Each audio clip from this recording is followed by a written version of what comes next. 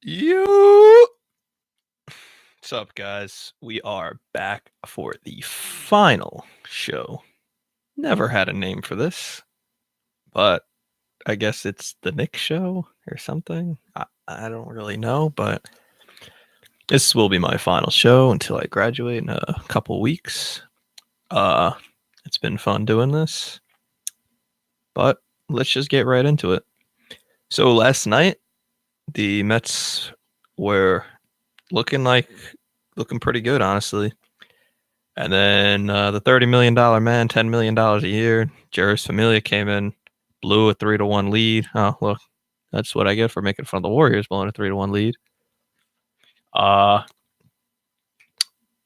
Familia blew a 6-out save because Edwin Diaz wasn't available because he's been being overworked a lot lately. But Familia came in. He's horrible. I just get him off the team.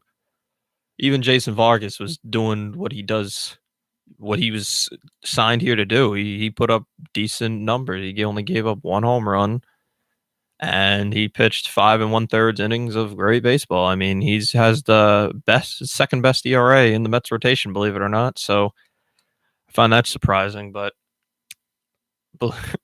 excuse me, Jason Vargas is not the worst pitcher in the Mets rotation right now, or worst pitcher in general. Familia, it looked like his stuff was starting to come alive a little bit last night, but then the Reds just went on that crazy 2-out rally and scored the game tying run. Then it went to extra innings. JD Davis came off the bench, got a booming double into left field. McNeil moved him over with a base hit, and then Alonso, the polar bear, was able to bring home the walk-off hit, sacrifice fly to deep right field. Yasiel Puig chased it down. No arm in history could have threw out JD Davis, and the Mets won.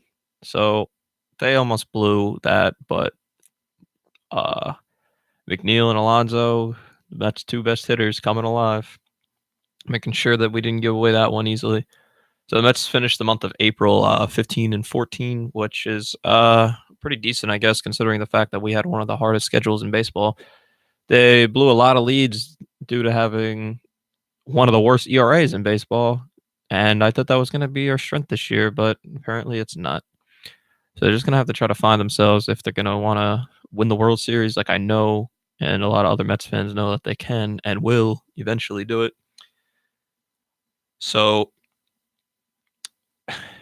it's the problem is now that they need a consistent eighth inning guy. I mean, Familia could stay on the team. Like nobody's going to take that contract. They can't trade him again.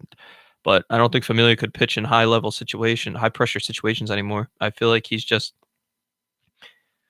I don't know. I don't know if he's gotten too comfortable, or I don't know.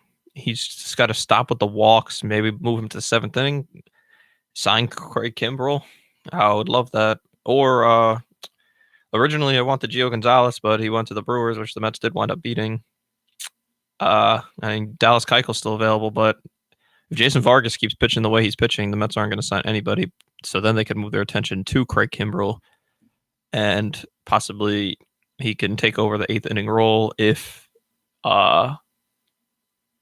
he and Edwin Diaz could share the closing role. Maybe I don't know, but they could definitely use him. Or another option could be trade a couple prospects for the Blue Jays. Just said that they made Marcus Stroman available, and he's one of the best. He used to be one of the best pitchers in baseball. He's still pretty decent right now. He's damn sure better than a lot of the Mets pitchers right now, including Syndergaard. So I would not mind the Mets trading a couple of young talent like the Blue Jays are looking for. They want to surround Vladimir Guerrero Jr. with as much young talent as they possibly can. So Stroman is a New York guy, so maybe he would waive that no trade clause to come here.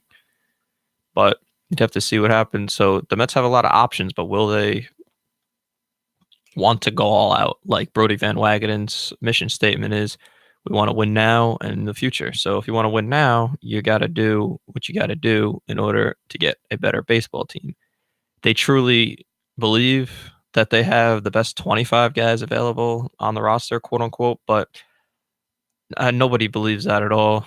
If they truly wanted to win, they do one or both of Craig Kimbrell and now Marcus Stroman's in the mix, or even signing Dallas Keuchel. But that's what Brody Van Wagenen has been told to say. But in reality, it's just the Wilpons not wanting to spend any money because they're all cheap and they just don't want to ever do anything to help win. 2015, they could have done so much more and won the whole thing. Literally, the offense was surrounded by Jonas Cespedes, and then Daniel Murphy just had the hottest October of all time, and that still wasn't enough. So just imagine if they would have actually done things. They don't see how much potential that this team has, and they will eventually win it all. But why not win now? They have the roster to do so. When Cespedes does come back this year, they're going to have one of the best, if not the best, lineup in all of baseball. So if they could surround that with good pitching, and more importantly, great bullpen help. Because I know that Syndergaard's going to turn around. Matt's just been doing really well lately. Wheeler's been doing well. DeGrom's going to turn it around. Vargas, if he keeps pitching the way he's pitching now, I wouldn't mind him staying on the team. It's just a matter of, like, he's going to put a strain on that bullpen if he only pitches 5 innings every single outing. That's just not enough. I mean, I know that's what people ask for nowadays in baseball, in the modern day leagues, but especially if you had the Mets bullpen that's just horrendous right now, and they could use a Craig Kimbrell and maybe even a possible Vargas into that bullpen, they could be dominant. Along with Lugo, Gesellman, and Edwin Diaz and Familia. I wouldn't mind Familia pitches the 6th or 7th inning. He can't pitch those 8th and 9th innings anymore. I feel like he doesn't have it in him.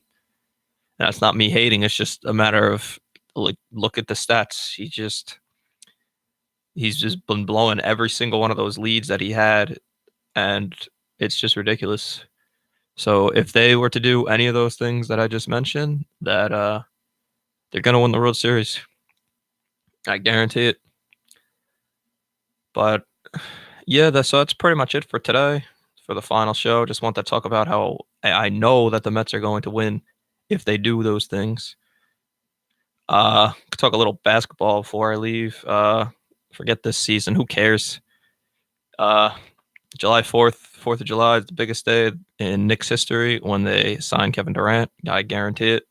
Hopefully Kyrie Irving as well. Hopefully they get the number 1 overall pick and get Zion Williamson. Knicks will win the World. Knicks will win the World Series. Knicks will win the NBA Finals. Mets will win the World Series, and the Jets are the best team of my big 3. So the Jets will win the Super Bowl.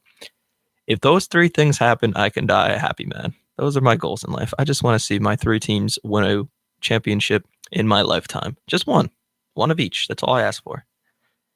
So that's been my show. Thank you all for listening throughout the years. I appreciate you. Thank you again, and have a good one. I'm out. Peace.